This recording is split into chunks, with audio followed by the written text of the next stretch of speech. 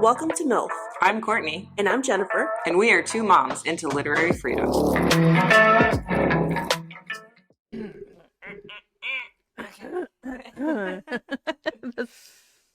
Good morning, Jennifer. Good morning, Courtney. I was about to call you a different name. I'm What- tired. What were you going to call I was me? going to say Sam. Oh. Like, I don't even know why. Because you have a daughter named Sam. Yeah. Yeah. But, like, weird. I don't know. When I was a kid, I was always like, how can parents forget their own children's names? But now as a parent, I go through 3 different names before I get to the... Like, I called my son Blake, and then his 2 sisters' names, like, before I got to his name. I'll even go through the pet names. Yeah. And it's bizarre. Like, why am I calling my kids, like, the dog's name? Yeah. No, because, so Magnolia, my oldest, starts with an M, and my dog Maple starts with an M. So I call my oldest daughter Maple all the time. And yeah, it's super confusing. They're both trees. My dog's name is Dallas, which anytime I'm yelling at the dog, which is a lot, he's a pain. Mm-hmm. Dallas! It sounds a lot like Alex. Oh, yeah. So she's always coming out of her room going, what? I'm like, I'm not talking to you. I'm talking to the dog. That's pretty funny. So annoying. Dallas can't be as bad as Maple, though. Does Dallas roll around in bed moles? Yes. Oh, and in, feces. Yeah. And, he's a pain. Yeah. Dallas and Maple are soulmates. He's also ruined at least two of my couches. Mm-hmm. So, yeah, he's expensive. Yeah. Yeah. But we love them. Mm-hmm. Yeah. Sure. Really no. That's how Blake feels about Maple, too. I do love him. Mm-hmm. But I'm also kind of, like, over him. Yeah. Yeah. I see that. So Maple smells like Fritos. And so I just went to the vet yesterday, and I basically had to convince them to give me, like, antifungal medicine. Yeah. I was like, listen, she smells like a bag of Fritos, and it's bad. Like, I'm not going to live in a house that smells like a bag of Fritos. And they were like, well, the underlying infection is actually, like, blah, blah, blah. And I'm like, just give me the antifungal. They were like, they were not being super nice to me. And I went in very nice. I was like, listen, this is like year 4 of Fritos. Like, we need to try something else. And so I finally convinced them to give me the antifungal. So we'll see if the Frito smell improves. Yeah, I hope that. Because Blake is over. He's like works. you. He's over it. He's like over the dog. It does. I've always been a huge animal lover, and I don't know if it's just I've gotten old. My patience has worn out. Kids, everything. I'm turning into that person that's like, no more dogs. No more dogs in the house. No more cats in the house. Mm-hmm. Yeah. I'm going to change my mind as soon as I see a cute little puppy or kitten, but I'm going to regret it later. Right. Yeah, and it's hard to travel with dogs. It's easier to travel with cats. I feel like I'll always have a cat. But my cat right now, I don't have a litter box. She just lives outside. Yeah. And she comes in at night. But. All right. I spent almost $400 on an automatic litter box, right? Because I was like, this is going to fix our problems. Mm-hmm. It's going to make the house smell better. Mm-hmm. The kids never do it as regularly as they're supposed to. Nope, has not fixed the problem. Oh my gosh, really? It's not worth it? It didn't do what it was supposed to? Yeah, I don't know if I just set it up wrong. It does work, and it does cycle through, but my house still smells like cat, and I don't like it. My friend has a cat and a litter box, and her house is, like, immaculate. Like, ridiculously clean all the time. I don't know how she just is, like, obsessive with cleaning, but I'll ask her what she does, but she's got, like, a box, like a wooden box. Yeah. And, like, it's inside the box, so maybe that would help. I don't know. But I'll also say, like, when I go to your house, I don't smell any animals. Like, really? Yeah, like, if Dallas will come up and, like, jump on me, like, I can smell, like, him. But, like, your house doesn't smell like Dallas. I feel like my house just... Or a cat. Because it's old, just smells bad regardless. Yeah. So about my house. And the animals just don't help. Yeah. But no, and then on top of that, my dog, the asshole, likes to mark. He didn't do that before, but he'll go. So my cat has his own bathroom dedicated to him, including so his litter box is in there, and I have it so the dog can't get in. But he's such a bully; he'll like bulldoze in and like force his way in, and then he'll pee in the bathroom. So that doesn't help with the smell. I don't notice anything when I go to record it. Well, we haven't recorded it. No, it's been a while. Yeah. Now I also have noisy birds now. Oh yeah, those birds. Annoying ass birds. My husband wanted them. He was like, I want them. He came home with them. All of a sudden, he's like, here, I bought them. Is he sick of them? sick of them. Is he gonna get rid of them? Oh, he's like, yeah, I'm gonna get rid of them. I'm like, no, you're not. Oh, you don't want to get rid of No, them? my son loves them. Oh, CJ loves them. Yeah, he loves them. Yeah. So he takes them out of the cage. They jump on him. Like, I get near the cage and they're like hissing and attacking me. But they like him. He gets there and they come right up to him and they start giving him kisses. And so I'm like, you can't do that. Yeah, Magnolia found out that you guys had birds and she was like, I want birds. I was like, no. Well, we might be giving them away soon. Fuck no. No, I told my husband, I'm like, you spent like a lot of money in the cage on the birds and themselves. your kid likes them. And my kid likes them, and then you're going to give them away to someone else? No, we're stuck with them. Deal with it. Yeah, and birds, they'll live a long time. Yeah. I don't know about maybe not ours. We'll see. Yeah, wasn't one of them sick or something? One of them did pass away already. Aww. Yeah, we had 3. Now you have 2. And now we have 2. Aww. Yeah. Your husband's like, 1 down. 1 down, 2 to go. Yeah. All right, well, that's enough animal talk. But yeah, tell our listeners and watchers, if you're watching this on YouTube, youtube.com/@MILFforbooks, tell them what we're about to cover. So we're going to talk about Cemetery Boys by Aiden Thomas. And this book has been banned pretty heavily because it deals with LGBTQ characters, especially a trans boy. Is he the main character? Or is he... Yes. Okay, so he's the main character. A trans boy. Yeah, so you already know. I mean, like, that's pretty much why it's been banned. But there's other things in there that I'm sure attribute it to as well. When did it come out? You said like 2020? 2020. And it's been probably like at the top, or top 10 on the ALA banned books list. I'm not sure if it's made it to the top 10, but it is one that is targeted. And I can definitely see, just based on having a trans main character, they're not going to have it in libraries. Right, yeah. Speaking of banned books week is coming up in, is it November, October? No, I think it's October. 12th. Yeah, and did you know that the theme for it is like Big Brother in 1984? What does that mean? You know the book. Wait, you lost me. I'm thinking the show Big Brother. No, sorry. That's why I'm like, Sorry. wait. I remember when that show was out. That was such a weird show. So 1984 by George Orwell, a famously banned book for, it kind of like the themes of surveillance, which is where the Big Brother comes in. But I just happened to see like a social media post, and they're like, whoever's in charge of the banned books, I don't know who does it. Right. But it's like 1984, George Orwellian. So I think that's going to be the next book that I read is 1984. Okay. So Jennifer's covering Cemetery Boys today. What was that? My earring. It's been falling out all freaking day. On there? It says, I don't know, I'm just a girl. I love it. It's cute. Well, don't let me forget it. I mean, it wanted to make a special appearance. So yeah, I'm going to cover 1984 by George Orwell. After, I don't know, whenever I finish reading it, but this is the next junior episode we're going to cover is A Man for Palestine. So I don't know, maybe by the time banned books week comes around, I'll be covering 1984. All right, I have that one too. I have 2 copies of it, so I'll read it along. Yeah. We could do a buddy read. Yeah, let's do it together. It's our book club. Speaking of book club, we're still trying, not super hard because we both have full-time jobs, but we are still trying to start a book club. So anyone interested, DM us, comment, whatever, let us know your thoughts on books to read in the book club if you want to be a part of it. We're going to get it off the ground hopefully pretty soon here. But yeah, I'm excited about the prospect of that. Yeah, that sounds fun. And so yeah, before we jump into, or should we should we just sort of do both? Because this kind of, is a important and relevant topic, considering that the gun violence that we've seen in the past 3 weeks, right? Like, it's just been back to back, and it's devastating and so sad, but it's also like stirring up lots of hateful rhetoric and divisive language, and we need to talk about it. Yeah, definitely. I mean, that's part of the issue. The trans community has become like the main target for the right wing.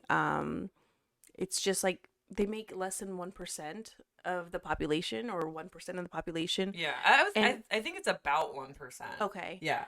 Mm-hmm. And they want to act like they're the problem for everything. They're the ones abusing children, which I have No. not seen evidence of that to No. date. Like, hasn't. I'm not gonna say it hasn't happened because I'm sure there's a case somewhere, Yeah. but it's not happening at the scale that they're pretending Exactly. it is. Like, it's still men, Mm-hmm. straight men. And here's their number one argument about trans has been about bathrooms, right? Right. The whole bathroom debate. So here's where it just doesn't make any sense. I'm sorry, my coffee is trying to come back up. I'm fine. Why does this always happen? So here's where it doesn't make sense. Is like, you're telling me that you're afraid of trans women going into the bathroom because you're afraid they're actually cis men dressed up like a woman, Right. trying to sexually assault you. So really what you're afraid of is a cis man? Pretty much. That's what it is. That's what it is, yeah. Because a trans woman, am I saying that right? Yes. Yeah. A trans woman is not going to go into the bathroom and assault another woman. Like, that's... They're just using the restroom. And that's where the confusion comes from, because these people refuse to acknowledge the identity of trans people. A trans woman is, if we're going to be biological and talk about the definition of a trans woman, is a biologically born male who identifies as a woman. Right. Someone who feels like they were born in the wrong body, which we've talked about extensively on this podcast when we covered Genderqueer by Maya Kobeig. Yeah. And that book is a great start into sort of like teaching yourself and learning about like the biology of gender, because you can be born with both sets of genitals. Right. And the doctor just chooses for you. Yeah. You have a 50-50 chance of choosing the right gender. Yeah. And I'm not saying that every trans person is born with two sets of genitals, but I am saying, like, if that is possible, like if being born with two sets is possible, then being born with one set but also having like the neurological wiring of the opposite gender is possible, especially considering we don't know all the genes that make up the human body. Like, we don't know everything that controls humans. Like, we know like just the tip of the iceberg. And like that Genderqueer helped us learn was that there are different, it's not just XX and XY chromosomes. There are different makeups that cause differences. Like Turner syndrome, Jamie Lee Curtis, Freaky Friday. Yeah. Has that come out yet? The new one? I think so. Did you see it? I did not. I wanted to, because that was like a big popular movie with my kids. Yeah, Magnolia really wants to see it. I think we were busy. It like came out when we were on vacation or something. But anyway, Jamie Lee Curtis has XO, so 1X, and that's just one example. Yeah, of so dozens. And there's other people who just, they were raised as girls, but they felt male the whole time. We don't know, right? We don't know. The thing is, it's not up to, and you know what pisses me off too? They'll say, well, I choose to like men, right? A woman saying that, like, I chose. So you're saying that you're having to make that choice. While the trans person is not saying I made that choice. They're saying I just like this, or I just feel this way. I'm not choosing it. It's just how I feel. Right. Yeah. So it's almost like the people who are fighting so much and saying I'm choosing to do this are fighting against maybe some internal feelings they're having. Yeah. Yeah. And they're also fighting just against logic. Right. That too. Which I will never understand, which kind of ties into the next thing that we can relate this to, because, as we all know, the tragic shooting at the Annunciation Catholic Church was carried out by a trans man or woman? Trans woman, right? Okay. I don't know. I'm not sure now either. I know that it was a trans person. I don't remember if it was someone who had transitioned to a woman or a man. Yeah, I don't know the details on that either, but I do know the statistics. And there have been 0.004% of shootings carried out by not just trans, but non-binary individuals, right? So it's sort of like, it's not I think there were a total of 5 or something like that, right? And so that makes up 0.004% of all of the shootings that we're talking about. And that was what the college student was asking Charlie Kirk moments before he was shot. Right. But it is such an important statistic to talk about, regardless of the death of Charlie Kirk or not. But, you know, it's just important for people to understand that, like, this such a small percentage of shooters was, you know, gender atypical. Right. And how they'll jump on that. You know, when a shooter is trans, suddenly it's like, you see, look, there's a problem with it. Or black, or an immigrant. But when it's a white male, which is usually About the suspect, 90%. They're like, oh, it's a mental illness. It's guns. No, it's never guns. Sorry. It's never the gun. Right. No. But, yeah. You know, it's like, how come when it's a trans person, you want to focus on that person being trans, but you refuse to focus on the fact that the other 95%, 99%, right? Yeah. Well, here it is right here. So, Anti-Defamation League, legit data collecting source. Like, this isn't just, I'm not just pulling this out of my ass. Like, this is like I do. I'm like, I heard somewhere. Sometimes I do pull things out of my ass, but I'm not right now, which is important. So, domestic extremist related killings. And this is important because gang violence isn't a part of this. So this is extremist related killings in the US by perpetrator affiliation from the years 2008 to 2017. 71% were right-wing extremists. 3% were Islamic, okay? And then 26% were left-wing extremism.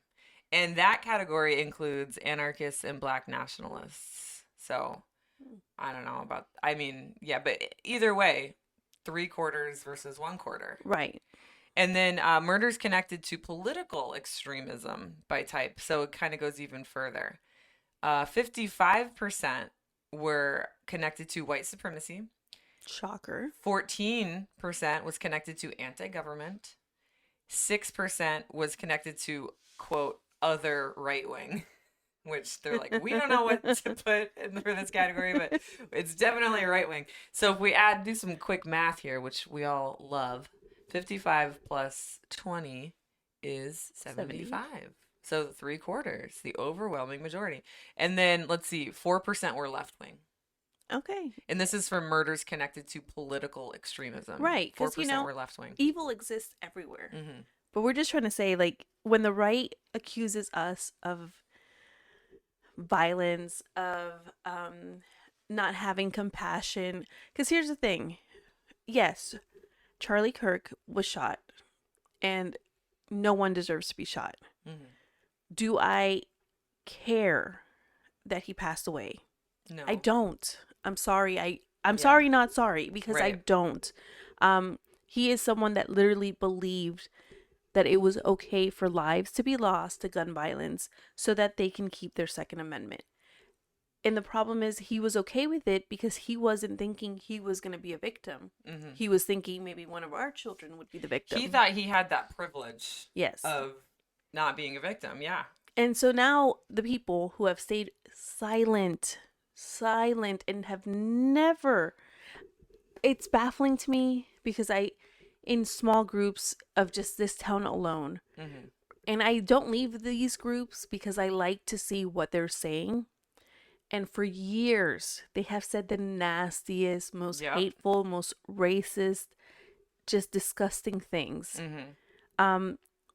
And now they're like, oh, if you say one thing about Charlie Kirk, we're booting you from this group. And I'm mm-hmm. like, you bunch of pussies. I have a great piece of evidence to back that up. I mean, there's so much evidence out there to back that up. It's overwhelming. Yeah. But so Nancy Mace. Before she knew. Yeah. I'm trying to think, like, so she's a representative. What is she in, like, Congress or something? I don't know. She's some sort of right-wing. She's a MAGA. Right. MAGA representative. So she said on September 10th, 2025, like, before we knew who it was, time to bring back the death penalty. Mm-hmm. Fast forward to September 12th, 2 days later, we know Charlie Kirk would want us to pray for such an evil and lost individual like Tyler Robinson to find Jesus Christ. Crazy. So and find Jesus Christ. His father is literally a pastor. No, his father actually, I think I saw, we'll have to double check this, but I saw people thought his father was a pastor, but he's actually like like a sales. I don't know. He was like in some sort of business. Okay, but a lot Yeah. of pastors have side jobs. True. Maybe he So- was like, yeah, he could have like worked with like Because the he was a church in sheriff some- at one point, right? He was. I don't know about that either. Yeah. Okay, so Yeah. A lot of. Here's what we do know. So there have been rumors, pastor, police. I don't know. I saw that he was like a sheet metal salesman or something. I don't know. But what we do know is that they were more. It's a Mormon family. right. It's a Christian, well, obviously Mormon. It's a Republican. Right. family. No, we don't know about how MAGA they were. We just know Republican, Right. Mormon, and And was a gun third loving. one. Oh yeah, they liked guns. Yeah. I Mhm. mean, even let's say, even because they're trying to, and this is why we bring this up in part of the book, they're trying to pin it back on a trans person Mhm. and him being in a relationship with a trans roommate that he has. What? You haven't seen that? No. Yes. So that's like, I don't know if this roommate really exists, if they really are trans.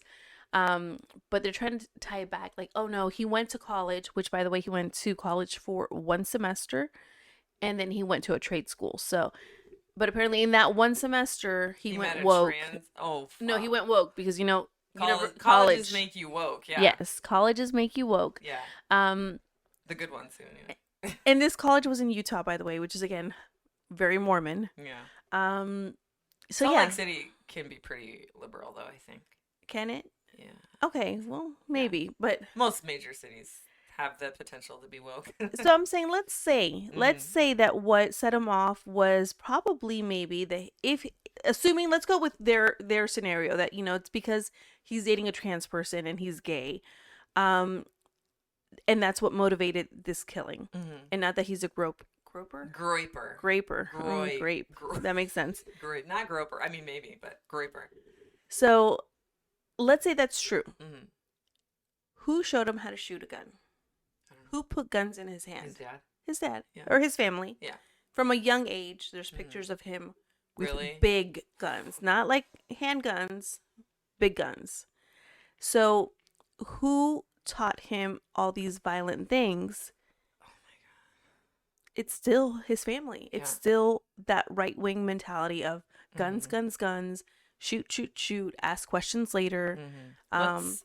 Let's talk about Groypers because that. Yes. So he lived online. Like from a young age, it seems like maybe he was a part of like a stable family, but that really liked their guns, right? But then something drove him to like seek comfort and friendship. I don't know, whatever in this like online world of Groypers. Which, what do you know about Groypers? So my understanding, it is a further right-wing movement, and it is led by another disgusting, vile human, Nick Fuentes. Yes. And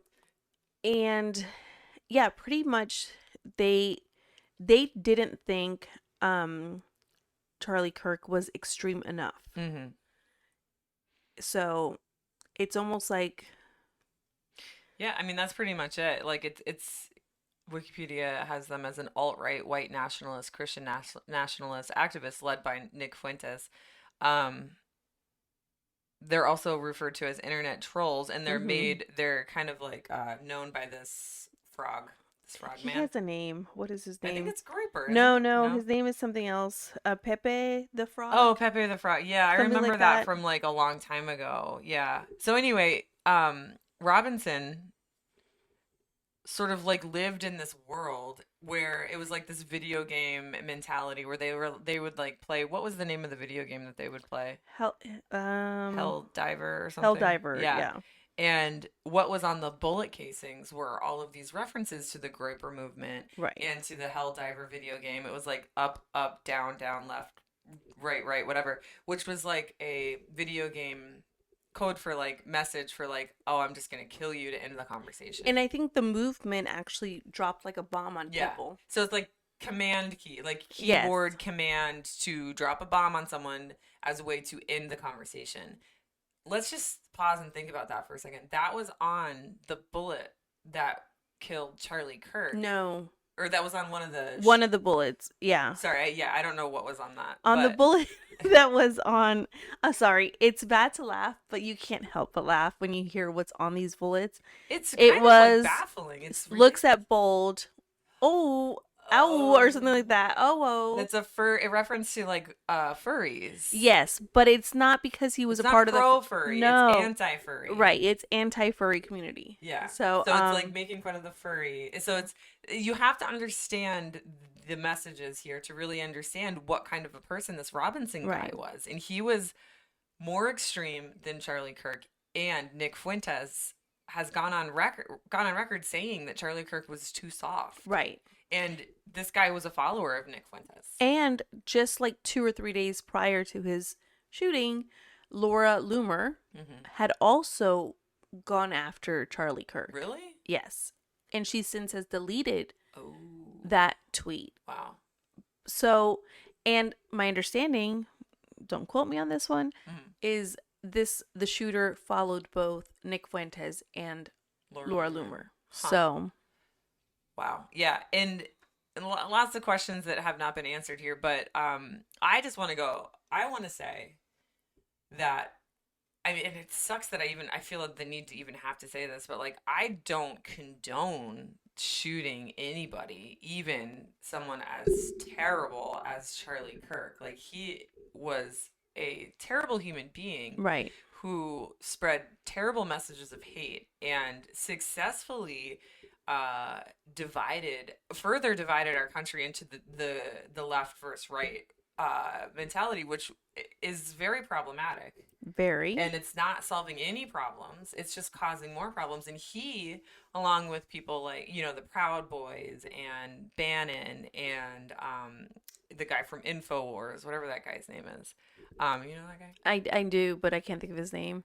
So Alex Jones. There you go. Those kinds of people. They just in Laura Loomer, they further this division that the right is the traditional Christian, wholehearted, family, political party of family values, and the left is this groomer, pedophile, right. Evil, strayed from God sort of group that's going to destroy the American family, right? Right. And that is not only just completely inaccurate and wrong, but it's so harmful to our country.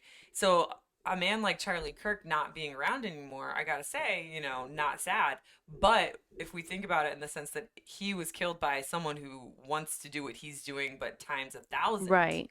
Not good, right? But they now are going on TV and saying things like, you've lit a fire in us. Who? Right? Who is? The left had nothing to do with this. You already know that it was a white cis male who was Republican, or I think he was NPA, but his whole family is Republican. He was taught how to shoot by a Republican. Okay, the gun culture is yours; it's not ours. And you're still we're gonna kind of just being so. It's us versus them still. Yeah. And I'm like, we didn't do anything. Yeah. It's what it is it's gaslighting at its finest. Yes. It's oh, no, the sky isn't blue. I'm staring at it right now. The left did this to Charlie Kirk. No, he didn't. That's gaslighting at its finest. And sadly, it's working. Because they think we're celebrating his death. Right. That's why pointing it's working. out all the horrible shit he's done is not celebrating his death. But I also am a firm believer, and this is not because of Charlie Kirk, this is way before. Just because you're dead does not mean we forget the horrible shit you've done. Exactly. Okay? And that is true even about my father. Yeah. So if you know me in my personal life, you know that if I talk about my dad, I will tell you all the horrible shit he has done. And I love the man. And he wasn't that bad in the scheme of things, but he wasn't a great husband, right? And I would be quick to point it out to anyone who's oh, he's so great. Yeah, well, you didn't have to live with him, Yeah. He was great outside the house, but you didn't have to live with him. Because just because he's dead, we don't forget the shit he's done, and we don't excuse it. Right. At least I don't. I don't. either, yeah. I know don't subscribe. some people do that. Yeah, a lot of people don't speak ill of the dead. Fuck that. Why? Why? Who the fuck cares? Yeah, they're dead. Like Yeah. more than any, like don't speak ill of the living. Well, unless you're gonna say it to their face, right? Right. Yeah. Right. That's yeah. Well, let's talk a little bit about the aftermath of what has happened. As a result of this, starting with the threats to the HBCUs, Right. the historically black colleges and universities. And literally, the black community had Nothing. nothing to do with this at Nothing. all. I think so. There have been like isolated cases, and not even of black people doing this, but like I think I saw like a white guy on a bike go up to a Charlie Kirk memorial and just destroy it, and then he got attacked by police. Okay. Like, And so like, I mean, violence is never the answer, right? But he went up and this guy and like kind of like put the people around him in danger by just destroying this memorial. So like, I don't think that's the answer, you know. I think that goes beyond free speech because it did put the people around him in danger because it became like an escalated situation where, things were being thrown and broken and things. But I think, that the right is clinging on to very, isolated incidences like that and saying that this is the left's fault when it's just someone who is angry and made a poor choice in expressing their anger. Right.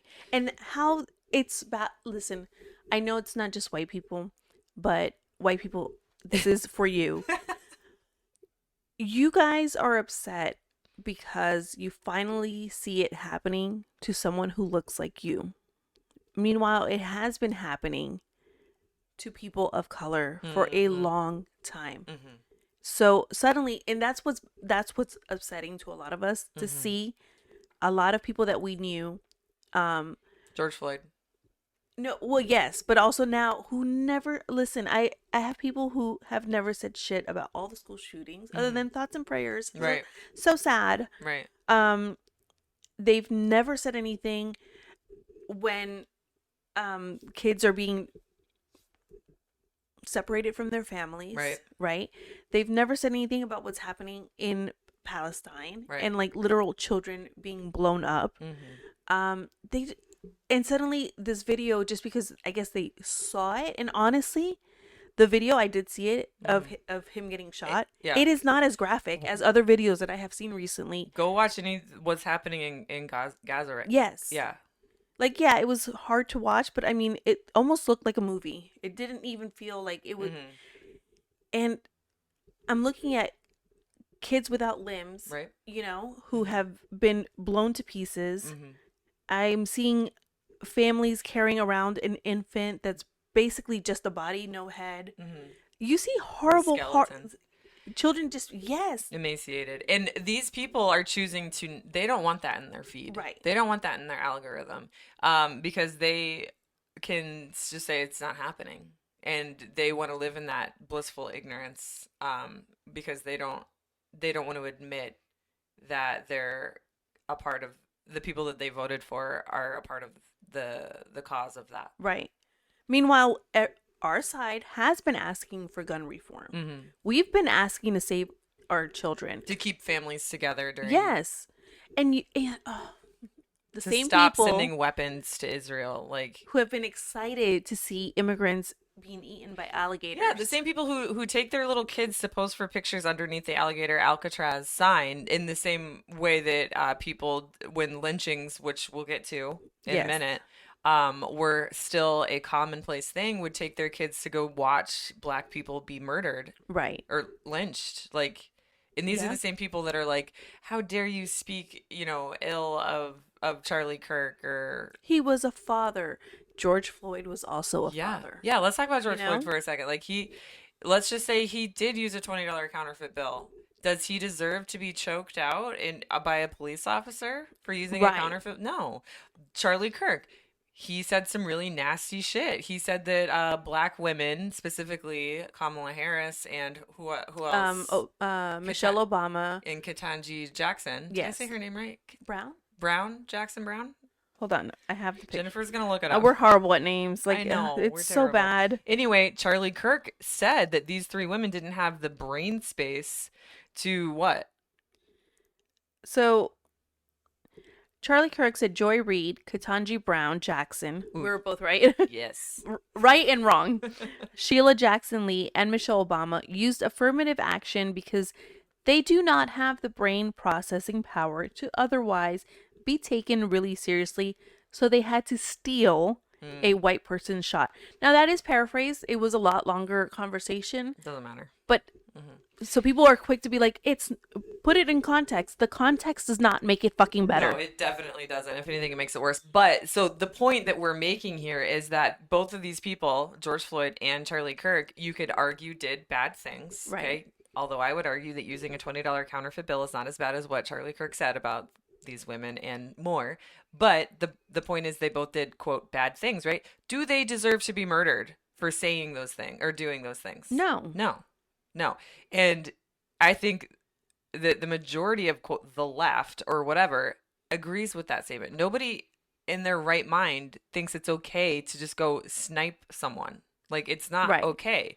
But what has happened, Donald Trump is portraying it in a way that we, as woke liberals, want that to happen and are okay with that happening. And we do not condone political violence or violence of any kind. We want gun reform. Right. I love the saying, and I've seen it posted quite a bit.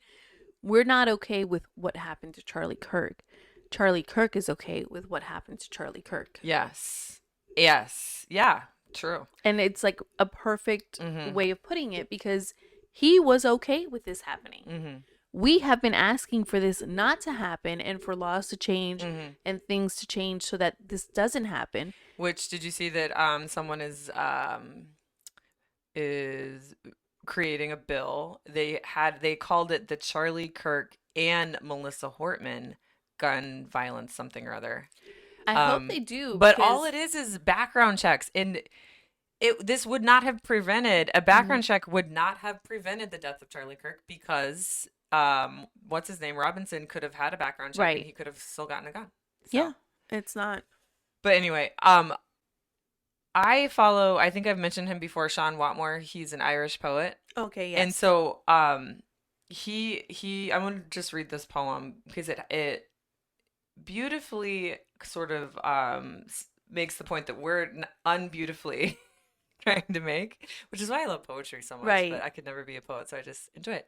So he says, "Why does the world mourn a white man when women and children die by the score? Why do some murderers get a whisper of airtime while some others get infinitely more? Does sympathy have a gender? Does empathy have an ethnicity? Do care and concern have a color of skin? If so, we must wonder, as all sense falls asunder, what kind of world we live in." And that's just one of a couple of poems that he's posted recently that just like really resonate with me. Right. And I think kind of makes the point that we're trying to make here. Yeah, absolutely.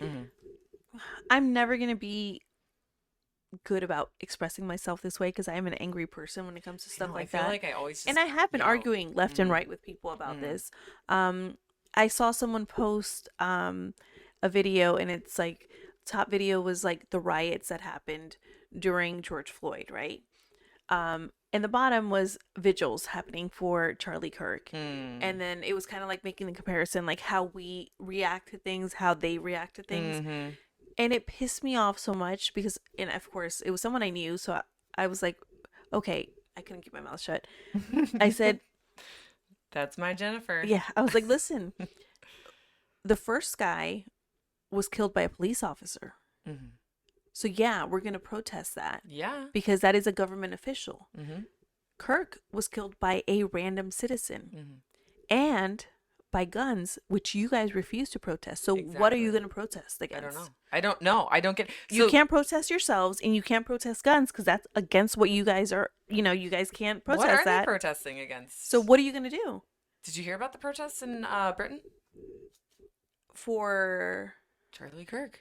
Protests? So I've been hearing that he's got support worldwide and I'm just like, this cancer has really spread. So let me just read it. Yeah, the cancer has this. That's a good way of saying it. So you probably haven't heard of Tommy Robinson, have you? No. So Tommy Robinson is like the British equivalent of like the Proud Boys meets Steve Bannon in one person. Like his Wikipedia page is so long and it just starts with just just vile act after vile act. Like, he is a terrible person.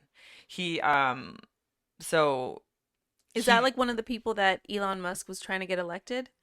oh, in Britain. I don't know.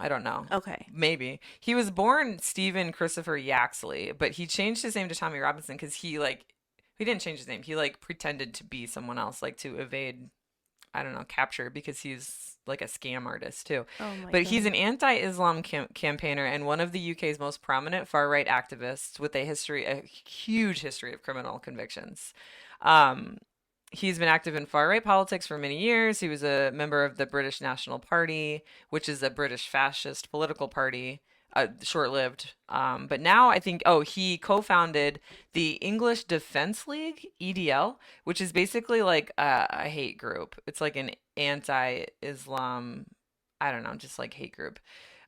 He actually, he's appeared on InfoWars with Alex Of Jones. course. Yeah, I think he like used his friend's passport to get into America illegally. Oh. Yeah, like he's fucking like just out there. But anyway, let me scroll down to what happened in September of 2025. Sorry, it's just so long. So much scrolling. This guy, there's like so much that he's done. Okay, here it comes. On 13 September 2025 in central London, over 110,000 people gathered in a rally organized by Robinson. A 5,000 strong counter protest by anti-racism campaigners also took place. Violence at this Unite the Kingdom rally saw 26 police officers injured, 24 people arrested after protesters threw bottles and other projectiles. So 110,000 protesters. So it wasn't just for Charlie Kirk, right? But there were Right. people holding pictures of him. Okay.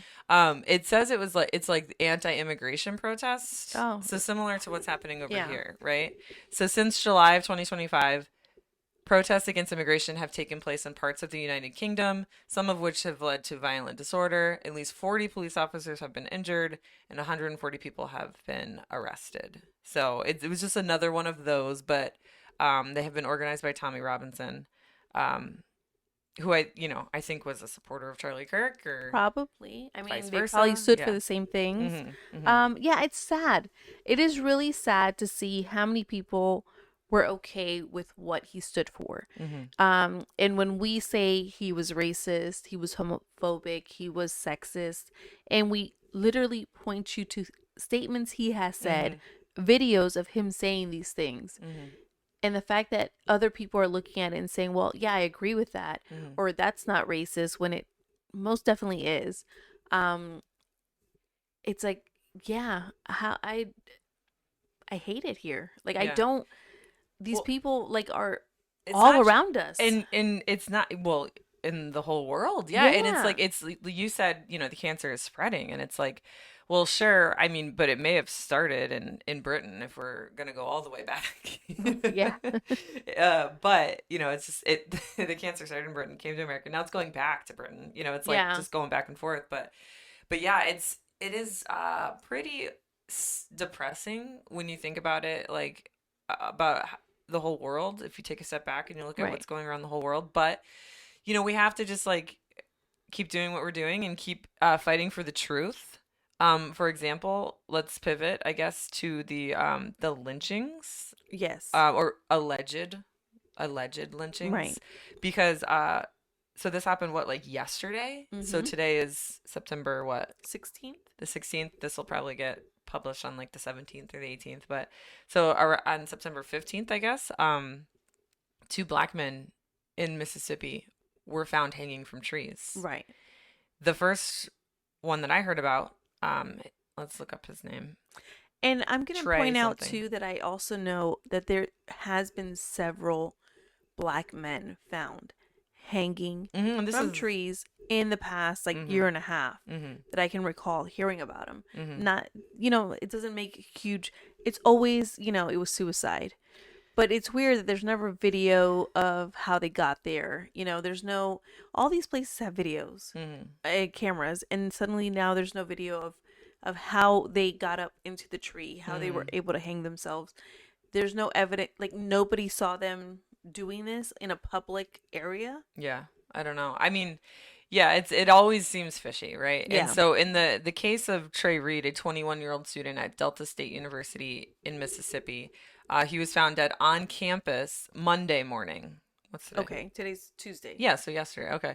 Sparking widespread shock and grief. According to university officials, his body was discovered hanging from a tree in the central part of the campus near the university's pickleball courts.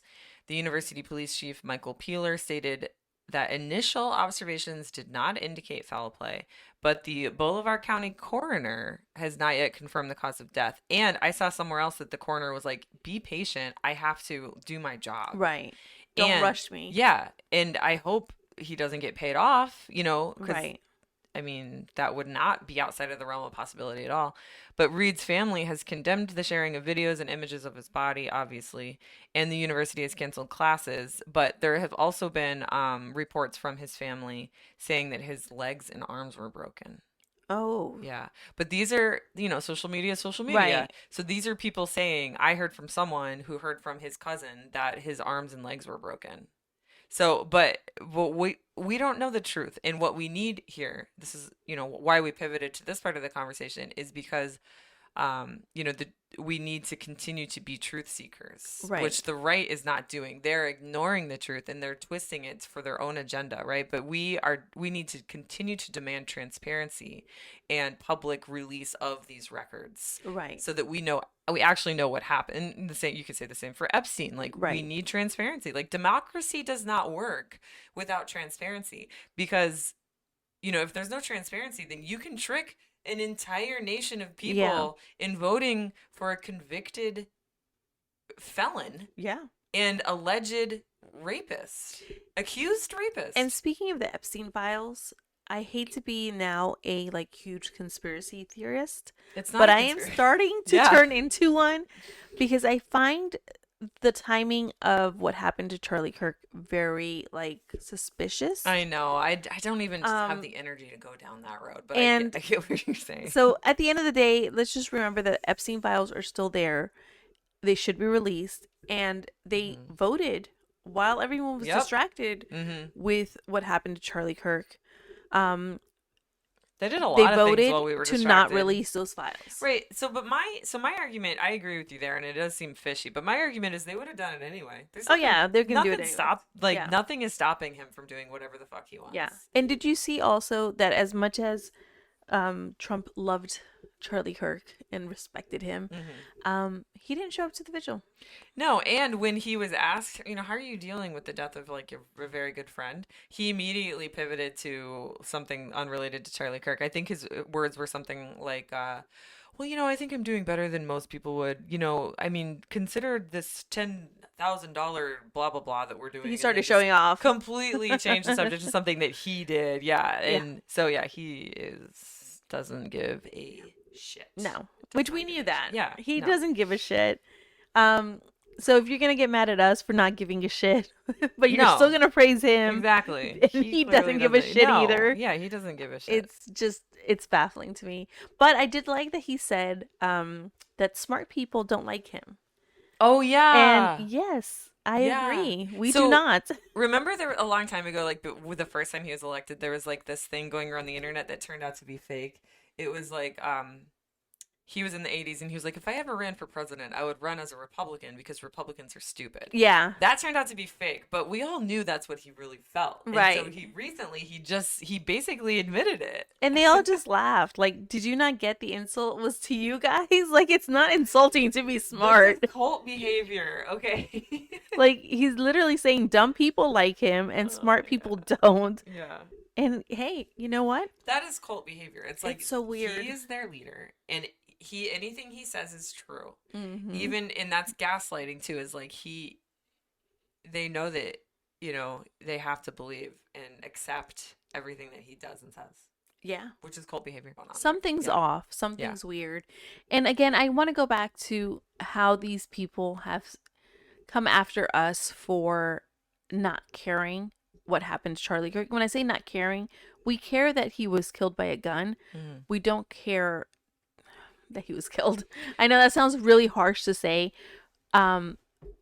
I'm not gonna say we don't care that he was killed. Yeah. We don't mourn that Yeah. he was killed. We don't mourn. Yeah, that's a We good don't way to- mourn his yeah. passing. Because we care that, you know, political violence is becoming more of a thing. We don't want that. But we don't mourn him as an individual. Right. And I will also say, even, I don't think he was killed for his, when they thought it was the left, right? Mhm. When they thought it was the left that had something to do, oh, you shouldn't be killed for your political views.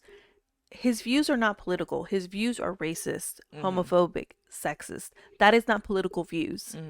And I think it's important to separate those. Yeah. You know, political views are taxes should go towards this, or, Right. you know, whatever. It's not black people, you know, shouldn't have the right to vote. I guess it's somewhat political, but it's based in racism and it's bullshit. Well, let's talk about Colin Kaepernick kneeling. Right. And how he had the backlash that came from that. The same people that wouldn't allow him to kneel are honoring Charlie Kirk on their big screen TVs during football games. Yeah. Also, let's talk about how our taxes are paying literally to have him flown from one place to another and giving him honors. Charlie Kirk? Yes. Before he died? I mean, no. They're flying him around? Is this like a Weekend at Bernie's situation? No, like he's having like all these honors done. Like, oh, so like his family probably. No. What? This is on like Air Force 1 or 2, whatever one JD Vance Oh, gets to okay. have. So they're like paying. You're using taxpayer money to honor his memory. Yes. Okay. Also, why are we putting flags at half mast for him? I know that like, flags were not flown at half mast for Melissa Hortman or her husband or for the children. Yeah, you know, and these are the people also who, oh, we don't condone violence, or like, you know, all that bullshit that they're spewing now, and it's such bullshit because they do condone violence. Yes, it's just not for white people. Trayvon Martin was killed by George Zimmerman. Yeah, and these people showed up to support George Zimmerman, brought Skittles for him to sign, bags of Skittles for this man to sign, bought his gun at an auction, and it went for millions. So if anyone is celebrating a death, it is them. Yeah, 100%. It is just the most egregious example of hypocrisy I can think of. Yes. It is just unfathomable. And I will say one thing. I am not a saint. I am not a saint. I do not pretend for a second to be one. So when Luigi killed the United healthcare guy, CEO. Yeah, I celebrated it. Absolutely, I 100% did. If you think we're celebrating Charlie Kirk, wait until the orange man dies. You will see the fucking party I throw that day. It will be a fucking celebration. Be mad at me, call me horrible. I don't care. Yeah, I mean, I know that people don't. I mean, he's been compared to Hitler. And I know Hitler, you know, was responsible for the death of 6 million or more, you know, people, right? And you can't say the same thing for Donald Trump. Right. But he is compared to political figures in the... Jennifer's alarm just went off. The mics might not have picked it up, so just clarifying why I stopped mid-sentence there. Are you okay on time? Yeah, go ahead. So we're comparing him to a historical political figure who is a Nazi. Like he's got Nazi-like tendencies, right? Like, no, he's not gassing people for their religious beliefs, but he has Nazi-like tendencies, right? And so when someone like that dies, who has so much impact over, you know, keeping justice from being served, then people like us celebrate because we care about justice. Right. And justice is not being served. To me, his death will be adjusted. And I'm not saying like someone should kill him. That is not what I'm advocating for. Do not put words in my mouth. I am saying when he dies of natural causes, hopefully sooner than later. I think he's like literally having a stroke as we speak. And you know what? Yes, I will celebrate the fuck out of that. And you know, let's talk about that just for one moment longer, because I think you're making a really good point. Like and here's what a lot of people fail to understand is like there's a difference between celebrating political violence or encouraging political violence, which the right has done. Right. And we have so much evidence about the extreme right? Extremism on the MAGA side doing. And there's a difference between being happy that someone can no longer oppress groups of people based on how they look or talk or who they worship or whatever. And that's what is happening. Yes, Yeah. that is the thing. And they're trying to demonize the left because we want, all groups of people to be treated equally. Right. Yeah, that's fucking exactly stupid. it. Speaking of hypocrisy, let's talk a little bit about how teachers are getting fired Right. for posting things about what we just talked about. How they're like, hey, I don't miss Charlie Kirk, or even just quoting him. Right. I'm It's sorry. so baffling. You're gonna fire a teacher for the most famous Charlie Kirk quote, which is, "If some people die from gun violence, so be it. It's worth the Second Amendment, having the Right. Second Amendment." Right. So a teacher posted that and was put on administrative leave. Like, how can you say what he says is not hateful, horrible things, but then someone can lose their job over quoting him? Like, they don't want to accept what he said, and they want to change what he has said to somehow, oh, fuck me, I can't. They just don't. There's so much of these right-wing extremists in power now that it's just whatever they don't like, and they don't care about the Constitution and free speech, because if they don't like it, then you're gonna get Right. fired or put on leave or whatever because they don't like it. Yeah, It's just more hypocrisy. That's all it it's is. so bad. It is so bad. Yeah. Now I'm gonna jump into the book real quick we because should time is probably running out. transition. Here we go. So Cemetery Boys by Aiden Thomas. It follows Adrian. I keep wanting to call him Adrian. His name is Yadriel. What? Yadriel. I'll call him Adrian. Yadriel? Oh, maybe? let me see. Oh, yeah. If I was reading this book, I would be like, Yadriel has summoned a ghost. So how do you say it? Yadriel. Yadriel. Is that good enough for a Yeah, white yeah. girl? Okay. I can't roll Yadriel. my R's. I just can't. That's a cool name, though. Yadriel. Yadriel. Yadriel. So Yadriel is a brujo, right? He belongs Oh, to a brujo family. Brujo is like witch. Oh. Okay. And they use the term brujex. Mm-hmm. So they added like the X, like Latinx, Hispanic. But brujex, kind of saying like both brujo, bruja instead of. So is it like not gender specific? Right. Yeah. Exactly. So if you add, so this is important because Latinx refers to the whole Latin community. Right. Not in Latina would be female, Latino would be male. Right. Latinx is like just all of them. Right. Right. And we need more language like that. Yes. It's easier. And it's so confusing for me. Yeah. It's just because we were born in the 80s. Yes. So their family are brujex, and which means they're witches, but like in a Spanish term, it's a different, same but different. Same but different. And so he is a trans boy, and his family, being his, like a traditional Hispanic family, Have some conservative values. correct, and they are struggling with accepting his identity. And in the brujex community, the brujos are the ones that have certain powers that basically help ghosts move on when they become malignos, which is like bad spirits. So there are spirits that are not ready to cross over, and they're fine. They're not bad spirits. They just roam around doing whatever. But sometimes they start to lose like who they were. Okay. And as they detach from their soul a little bit more, they turn violent, and that's when they're like, okay, it's time for you to go, and they help make that transition for them. Okay. They cut the tie that's holding them here. Oh, yeah. That's basically what they do. Which, you can see there's many different cultures which have like something similar in terms of the afterlife. Right. So I love so far the intersectionality Yes. of the gender atypical or LGBTQ and the Latinx culture. Yes. Yes.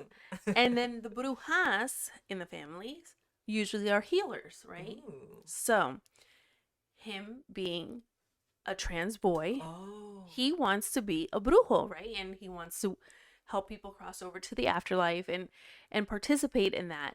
But his family is like, you can't, So they're like, not saying that he's got to be a healer, but he also can't be what the male typical brujo is. Because he's just kind of like stuck in the middle. Right.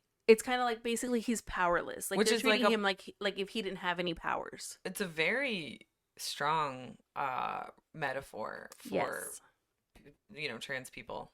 Right. And so he has a very supportive cousin. Okay. A female cousin. Mm-hmm. Everyone needs a strong, supportive female Yes. cousin. And so they have what they call un portaje, which is like a type of knife, and that's what they're like christened with it on their 15th or 16th birthday. Okay. And that is how they cut the ties of the souls, right? Can I ask a question? Is this unique to a specific Latin country? Or is this just sort of like Latin? This is what I enjoyed about this book, is that he is Mexican Cuban. I think it was his mom that was Mexican and his dad that is Cuban. And they talk a lot about other cultures too. Okay. Haitian cultures. I remember hearing about El Salvador, and just different other places. So they bring in a lot of other cultures. So it's not very culture specific, but it is mainly, one of the other characters is Colombian. Okay. So, it's not just like Mexican specific or Cuban specific. I really enjoyed that about that author. Yeah. He really, I liked that. Yeah. And so anyways, he has this portaje, which he's not supposed to have. But between him and his cousin, they do the ritual on their own. Oh, cool. Hidden from their family. And so now he has his portaje, but he's got to prove himself that he can actually use it, like that he has the powers to be a brujo. So he goes through it, he has it. They're all connected through this brujex like community. They all feel each other when someone passes on from their community. Right. And so he feels when his cousin, not the girl cousin, a different cousin, dies. Like they had just finished doing the ritual and they feel like that gut-wrenching pain of like what happened to their cousin, and they're like, oh my god, like a twin thing. Like yes. How twins, I'm a twin and I've never experienced that, but but I've heard that it can happen with twins. Yeah. So they have that feeling and they realize that this cousin has passed on. And nobody in the family can find him, the body. They don't know what happened. So they're all looking for him. So again, he feels useless to help because they don't want him to take part in anything. Like, no, just go home.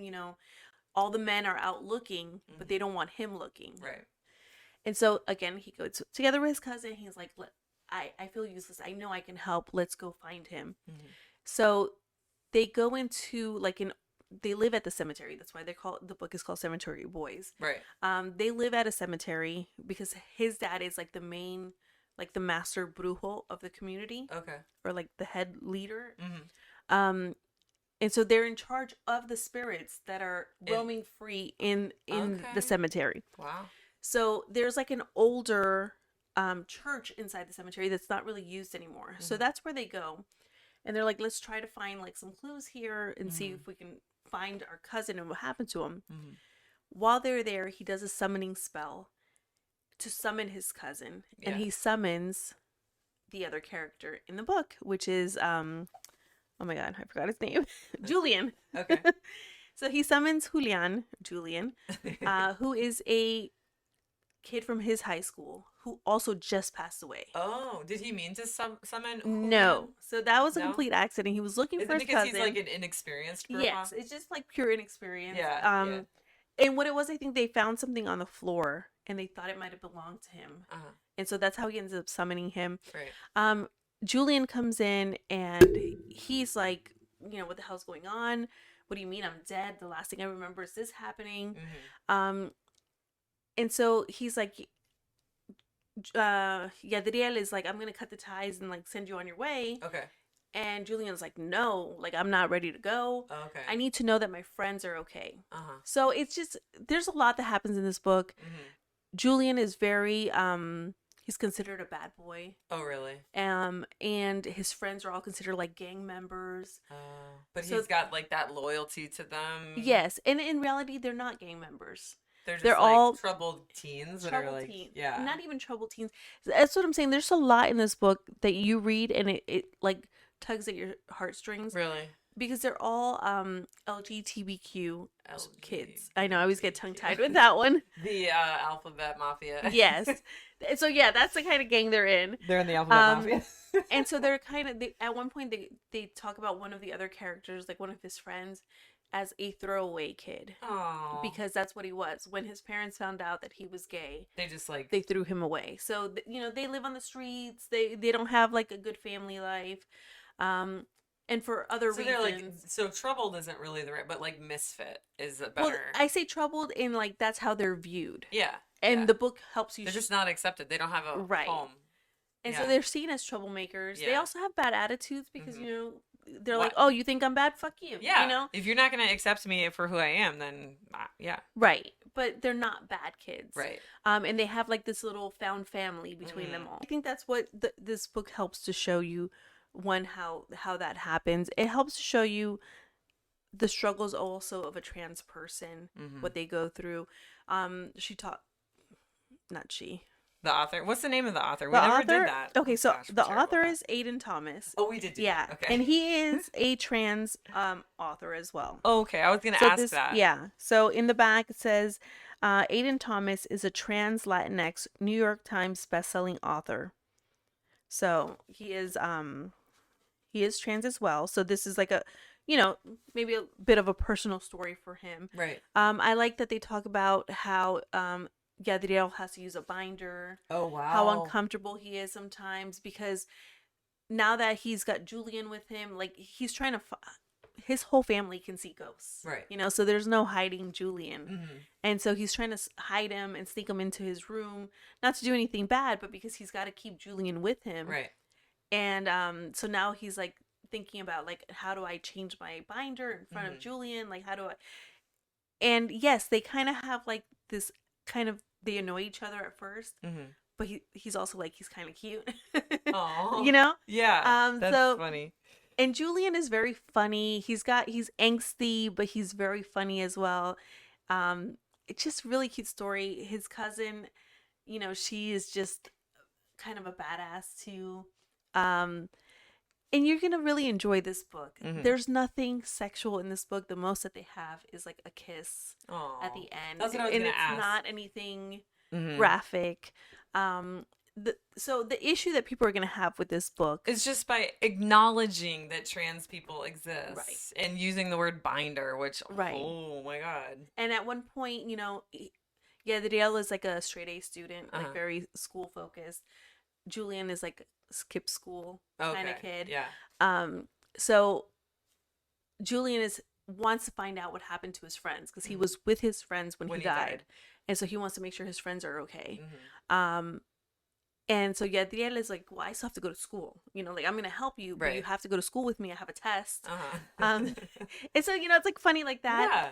But at one point he has to go to the bathroom for something. I can't remember what it was, and he's gonna go into the women's bathroom. Oh. And Julian's like, yo, why are you going to the girls' bathroom? Why aren't you using the men's? It comes back. Yes. Yeah. And then, Gadriel's, well, like, I've never really gone into the men's bathroom, Yeah. Usually I just go on breaks, like when no class. And no one's like there. And no one's in the women's bathroom, right, and I use it. I just try to avoid meeting people. If I can, I don't use the bathroom at all. Yeah. And he's like, well, he's a ghost, so he can go inside the bathroom and see. He's like, there's no one in the men's bathroom right now, or boys' bathroom. Right. He's like, use it. Yeah. And he's afraid to because he doesn't know, one, if he meets another boy in there, what will happen. Yeah.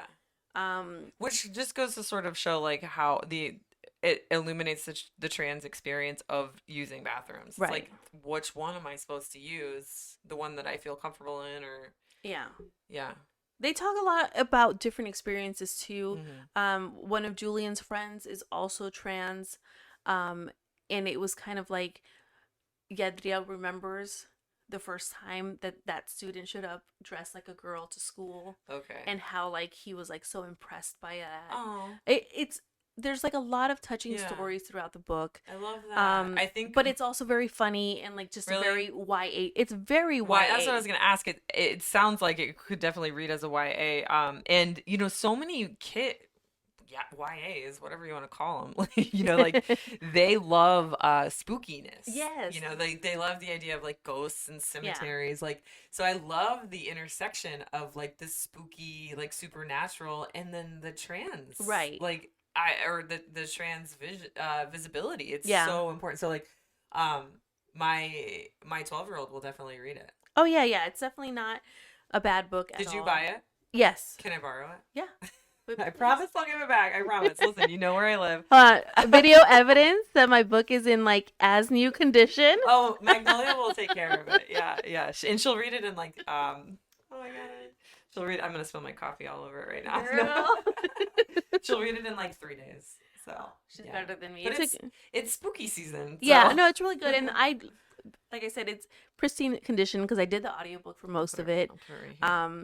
And the audiobook was really good too. Mm-hmm. And I recommend the audiobook. Really? Because since there's a lot of like Spanish terms, the audiobook really helps with that. Okay. Yeah, because that's even like the Brujex. I wasn't sure how to say it. You can get it through the library. Libby? Yeah, Libby or Cloud Library, I think. Oh, I don't use Cloud. We had been using what's the other one? Not Libby, but Hoopla. Hoopla. Yeah, but Hoopla doesn't have a great selection. No, and like I feel like Libby doesn't either. But this is on Libby. I'm not sure if it is. Oh, okay. But Cloud Library usually has more books than all the other two, and it's through the same. It's through our public library. See, I didn't know that. I had never heard of that. I'll have to use that. Okay. Yeah, I think I got it through Evergreen, which is like a monthly subscription. Yeah. But you get 3 books a month, so. Oh, this came in the mail, or it was an audio subscription? So I bought this one at the store. Okay. And then I downloaded the book on Evergreen. Okay, never heard of Evergreen either. There you go. It's not bad. I like it. Cloud Library. Libby. Do you have Spotify? Yeah. You can get an audiobook a month on Spotify. Well, it's our MILF for Books Spotify. It doesn't matter. Okay. Hey. I just check it to see. Oh my God! You know what? I should open another Spotify account so I can have another book. I mean, there you go. How many email? I have like 4 email addresses. Yeah. That's $4 books a month. Yeah. Well, are you a premium member? Oh, I don't pay for it. I'm not sure if that includes. Yeah, books I bet you have to pay for it. You might. Yeah. Okay. Well, speaking of Spotify, I only have it because I check it periodically to see how many reviews we get. Yeah. And we have like 100 on there. Which yeah. So if you're listening and you haven't yet reviewed, please, wherever you listen, try to rate, review, and subscribe, depending on where you're listening. If you're watching on YouTube, leave us a comment because there's not very many of you. But I think the last one we uploaded, there were 12. Yeah. And I have a feeling we're going to get a bunch of hate comments in this episode. Fine, whatever. Because, they're out for blood. Yeah. But, so leave us a good comment. Which is really sad. Yeah. So, yeah, I mean... Be the positivity that we're not seeing. Like there is a lot. People are arguing online, but like, try Jennifer raises her hand. Me. But like that only gets you so far. It's like if you're when you're arguing with like a wall, Yes, absolutely. Sometimes I do it just because I need to blow off some steam. Right. Yeah. I know I'm not going to change that person's mind. Right. I actually got into an argument with someone on Facebook recently about vaccines, but I was really proud of myself because I haven't usually been like this, but I did it in such a way that was like not like vindictive. It was like I was like like like the fake nice. Yes. I guess it works though. Oh, it does. Yeah. Well, I use that tact a lot because if not, they report you. Yeah. Yeah, that's true. So I was just arguing with someone and they called me an idiot, a dumbass, the R word, just all kinds of things. And so every time I replied, in my mind, I was like, look, you piece of shit. But I'd be like, and I just look better. Yeah. And it also makes them even more mad. But also like the people that are reading it, like I know I'm not going to change that person's mind who I'm directly talking to, but people read comments like it's like Netflix. Oh, I do that. It's like this is what I'm doing for the next hour is just reading comments, right? And so when people read those comments, I think I'm telling myself, oh, maybe someone will be like, oh yeah, that's a good point that I never thought of, because they're not the one in the argument, so right? They don't have to admit that they're wrong, right, to anyone except themselves. Yeah, absolutely. Anyway, yeah. So I think this has gone on long enough. We talked. We always get over an hour. And we always say we're going to try to keep it under an hour. And we lied. Yeah. It's fine. We're lying to ourselves, not to you guys. No. We've Yeah. convinced ourselves we could do it in an hour. We believe ourselves. Yeah. One day. One day, yeah. Well, anyway, this is a great book. Rent it from your library. Where is it? Here it is. Rent it from your library or Libby. Or buy it from bookshop.org. Here, you hold it. It wants you. The camera wants you. It never wants it. Look, it just doesn't want the book. Yeah. Don't be a hater, camera. Right? But anyway, we'll put it in our show notes. Bookshop.org if you want to buy it. Check it out from your library. Support your libraries. Rate, review, subscribe. Yes. And we love you. Thanks for listening. Don't ban books. Ban bigots.